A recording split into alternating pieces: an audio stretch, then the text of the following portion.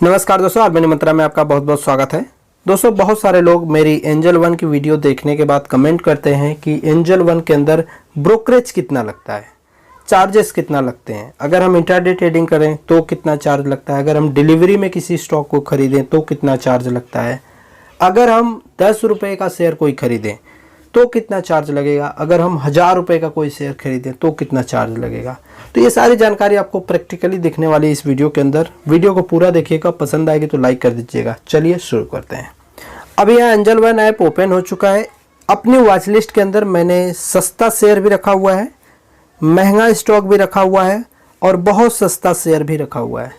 देखेंगे बारी बारी से कि किस स्टॉक को बाई करने पे कितना चार्ज लग रहा है। तो चलिए सबसे पहले हम एक सस्ते शेयर की तरफ जाते हैं। 12 रुपये का पड़ रहा है यस बैंक का स्टॉक। अगर हम इसको बाई करते हैं एक क्वांटिटी, तो हम यहाँ पर क्लिक करेंगे अप्लीकेबल चार्जेस के ऊपर। तो हम यहाँ पर देख पाएंगे कि एक क्वांटिटी अगर हम यस बैंक की खरीदते हैं, लगभग 12.5 रुपये का शेयर है, तो ब्रोकरेज के रूप में 20 रुपये फ्लैट लग रहा है। फ्लैट 20 रुपीज़ पर ऑर्डर। यानी आप एक शेयर खरीदिए चाहे 1000 शेयर खरीदिए, आपको 20 रुपये देना ही है। चाहे वो शेयर 1 रुपये का हो चाहे 1 लाख का हो, 20 रुपये यहाँ पर लगेंगे ब्रोकरेज के रूप में, अगर आप इंट्राडे ट्रेडिंग कर रहे हो तो। ठीक है। इसके बाद ट्रांजैक्शन चार्ज होता है 0.03%, जो कि कैलकुलेट होकर 0 आ रहा है। इसके बाद होता है STT, ये 0 लगता है। DP चार्ज जो है ये 0 है फिलहाल इंट्राडे ट्रेडिंग में। सेबी का टैक्स जो होता है 0.0001% लगता है टोटल ट्रेडेड वैल्यू का, अभी 0 है।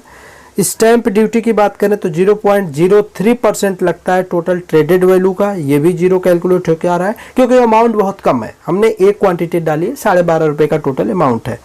यहाँ पर GST भी लगेगा 18% के हिसाब से। अब यहाँ पर आप देख रहे हैं कि 3 रुपये 60 पैसे GST बन रहा है। टोटल 23 रुपये 60 पैसे आप पेड करेंगे ब्रोकरेज और टैक्स के रूप में, अगर आप यस बैंक का 12 रुपये 50 पैसे के आसपास में एक शेयर मिल रहा है, एक क्वांटिटी खरीदते हैं इंट्राडे ट्रेडिंग में तो। ठीक है।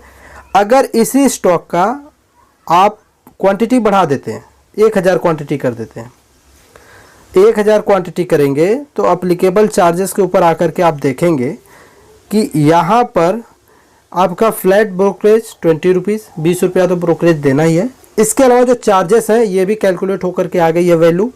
37 पैसा ट्रांजैक्शन चार्ज के लग जा रहे हैं। सेबी टैक्स का 0.01 पैसा, स्टैंप ड्यूटी 37 पैसा, टैक्स जो आपका लग रहा है GST का 3 रुपये 67 पैसे, टोटल 24 रुपये 43 पैसे लगेंगे। यानी एक क्वांटिटी में 23.5 रुपये के आसपास का खर्चा। 1000 क्वांटिटी आपने खरीदा तो 24.5 रुपये के आसपास का खर्चा।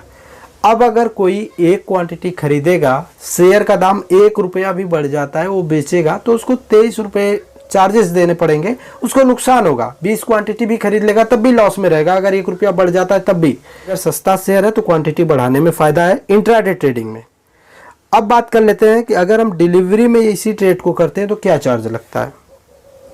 तो जैसे हम डिलीवरी के ऊपर क्लिक करते हैं और यहाँ पर अप्लीकेबल चार्जेस के ऊपर क्लिक करते हैं, तो यहाँ पर आप देखेंगे कि जो ब्रोकरेज है ये बिल्कुल 0 हो गया है। आप सुनते होंगे लगभग हर डिस्काउंट ब्रोकर ये कहता है कि डिलीवरी में हमारा ब्रोकरेज 0 है। तो ब्रोकरेज तो 0 है, लेकिन और चार्जेस लगेंगे, वो आप ध्यान दीजिएगा। ये सारे ब्रोकरेज के साथ है, ऐसा नहीं कि किसी एक पर्टिकुलर ब्रोकर की बात मैं कर रहा हूँ। आप सारे का चेक करेंगे। हाँ, किसी का थोड़ा सा चार्ज कम या ज़्यादा हो सकता है, लेकिन लगेगा सब में। STT जो था, आपने इंट्राडे ट्रेड जब किया तो वहाँ देखा कि ये नहीं लग रहा है, ये 0 है, लेकिन अभी डिलीवरी में जब आप खरीदते हो किसी शेयर को तो वहाँ पर ये चार्ज लगेगा। अब यहाँ पर जो DP चार्ज है 0 है, ये बाई करते समय नहीं लगता है। इंट्राडे में तो लगता ही नहीं है, डिलीवरी में भी जब आप शेयर खरीदते हो तो नहीं लगता है, जब आप सेल करने जाते हो तो लगता है। कोई 12 रुपये लेता है, कोई 14 रुपये लेता है, कोई 16 रुपये लेता है, कोई 20 रुपये लेता है। अलग अलग ब्रोकर अलग अलग तरीके से लेते हैं। सेबी टैक्स की बात करते हैं तो वही लगेगा 0.001% के हिसाब से लग रहा है। और स्टैंप ड्यूटी, यहाँ पर स्टैंप ड्यूटी देखिए बढ़ चुकी है। इंट्राडे में आपने देखा कि 0.003% लग रहा था, यहाँ पर 0.15% लग रहा है, तो ये बढ़ चुका है, 1 रुपये 85 पैसा हो रहा है। जीएसटी लग रहा है इस पे, टोटल 14 रुपये 62 पैसे आपके लगेंगे। यानी अगर आप यस बैंक के 1000 क्वांटिटी को डिलीवरी में बाई करते हो तो आपका ब्रोकरेज कम लगता है बाई करते समय, और जब आप इंट्राडे में करते हो तो ब्रोकरेज थोड़ा ज़्यादा लग जाता है। ठीक है, अब देखिए ये जो कैलकुलेशन आप देख रहे हैं पर ट्रेड के हिसाब से है। एक बार आप ट्रेड लेंगे, एक बार आप खरीदेंगे तो इतना चार्जेस देना पड़ेगा। आप 10 बार खरीदिए, 10 बार इतने ही चार्जेस लगेंगे आपके। ठीक है, मैंने यस बैंक का खरीदा, 23 रुपया दे दिया, 24 रुपया जो भी बन रहा है वो दे दिया। फिर शाम को मुझे लगता है कि अरे यार MRF का शेयर खरीदना चाहिए, मैंने इसके ऊपर क्लिक किया और इसको इंट्राडे में बाई किया। कितनी? एक क्वांटिटी, MRF की एक क्वांटिटी हमने इंट्राडे में बाई किया, तो कितना चार्ज लग जाएगा? इसका अलग से चार्ज लगेगा। ठीक है, इसके लिए भी हमें 20 रुपये का ब्रोकरेज देना पड़ेगा, टोटल 28 रुपये 72 पैसे लगेंगे इंट्राडे में। चलो आपने जोमेटो का शेयर खरीद लिया, जोमेटो का शेयर खरीद लिया, ठीक है, बाई किया इसको इंट्राडे में, आपने 10 क्वांटिटी खरीदी। अप्लीकेबल चार्जेस पे आप आते हैं तो यहाँ पर आप देखिए इंट्राडे में टोटल जो चार्ज कैलकुलेट होके आ रहा है 23 रुपये 70 पैसे। ठीक है, 23 रुपये 70 पैसे खरीदने का चार्ज है, बेचने का भी इतना ही लगेगा। इंट्राडे में खरीदने का जो चार्ज दिखा रहा है लगभग उतना ही आपको बेचने का भी लगेगा।